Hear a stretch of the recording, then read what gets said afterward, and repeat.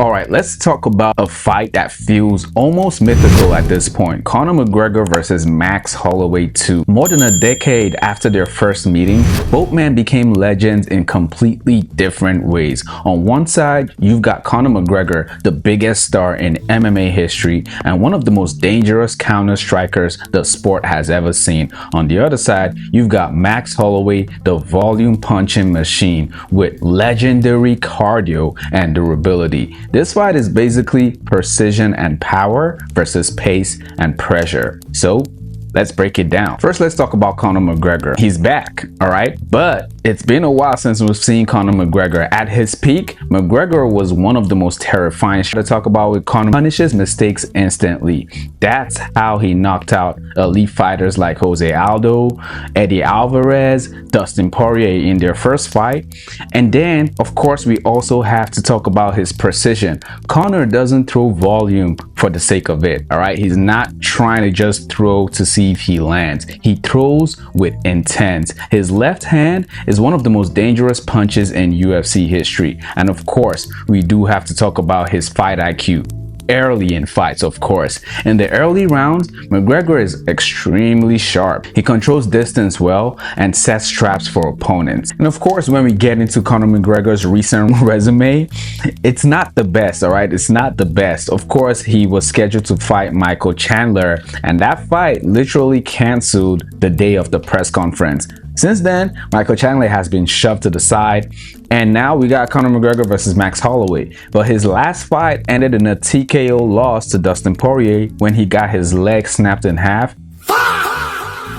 Before that, he had a KO loss to Dustin Poirier. And then before that, of course, he had a TKO win against Donald Cerrone, and then his famous loss against Khabib Nurmagomedov. But to be fair, he was winning. I think he won round 1 of that fight, but he got submitted and tapped. Even in the losses, McGregor remains one of the most dangerous fighters early in the fights. And if you honestly look at his resume and the fighters that he's lost to, those losses actually aged nicely, if I'm being honest. But when we talk about Max Holloway, I mean, it goes without saying. Holloway is one of the greatest featherweights ever and arguably the best volume striker in UFC history. I mean, his number one trait is the endless volume. Max throws an insane amount and number of punches. He overwhelms opponents with pace and output. Round after round, he keeps on coming with the punches. And of course, that leans into his cardio. Holloway's cardio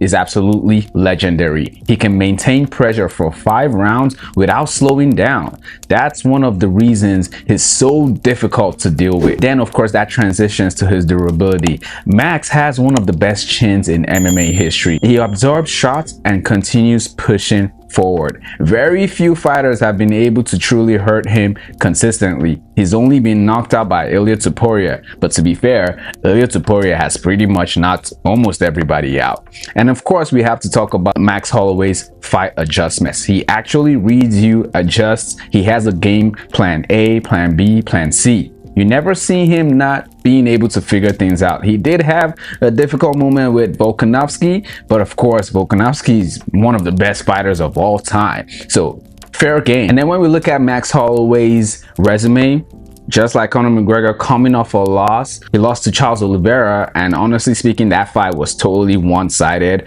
We all knew Max Holloway never had a ground game, but he had nothing for Charles Oliveira. Had a good win against Dustin Poirier. Before that, got knocked out by Ilia Topuria. Like I said, Ilia Topuria knocks everybody out.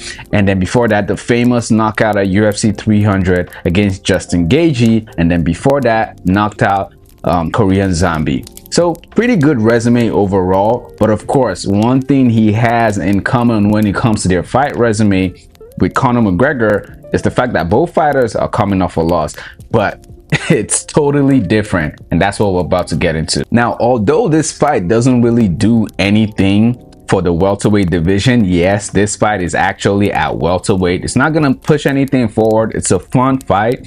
It's still one of the most fascinating striking matchups in MMA today.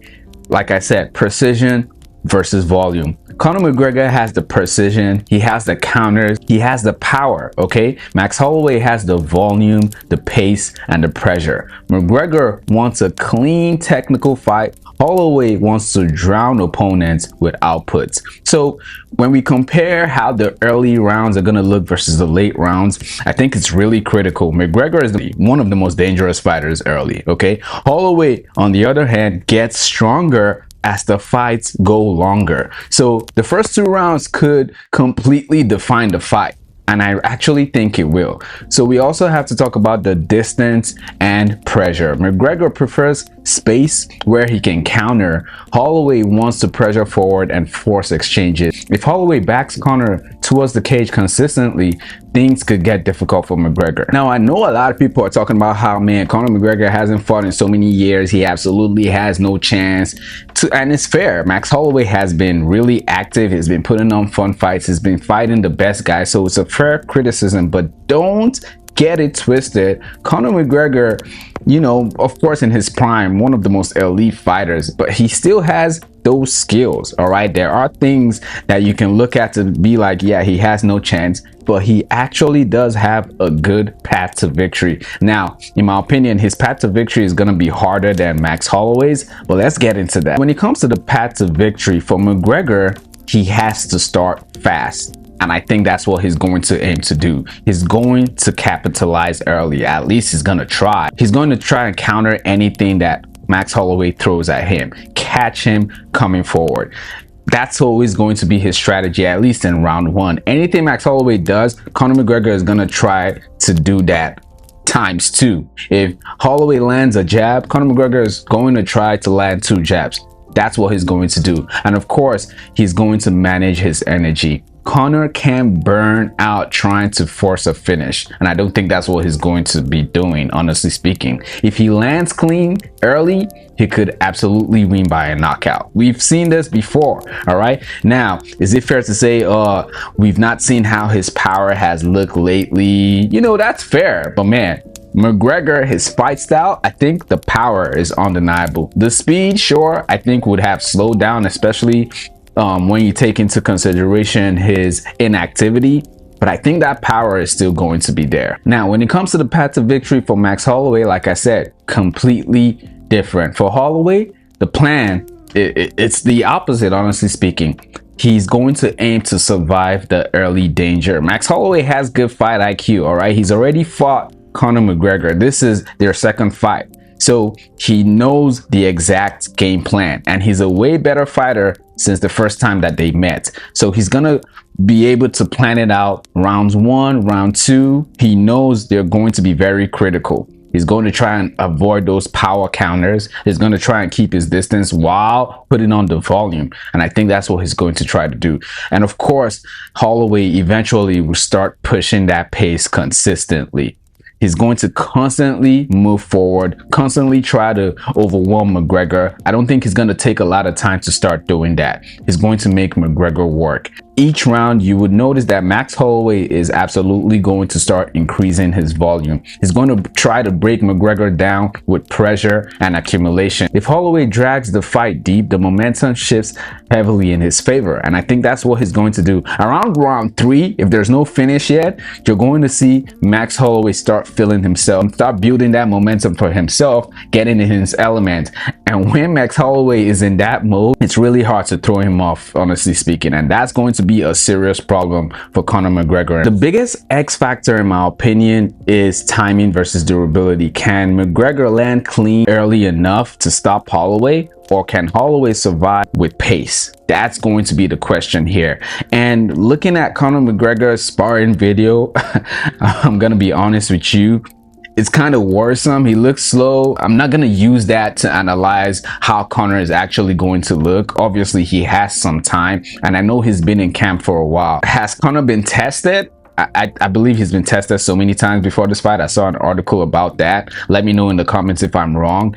But man, we cannot deny the fact that for the past 2 to 3 years, Conor McGregor has been going through legal battles. Has been obviously on drugs, on alcohol, on all sorts of different things. He's not been acting like a fighter who's been looking forward to getting into the octagon again. Compare that to Max Holloway.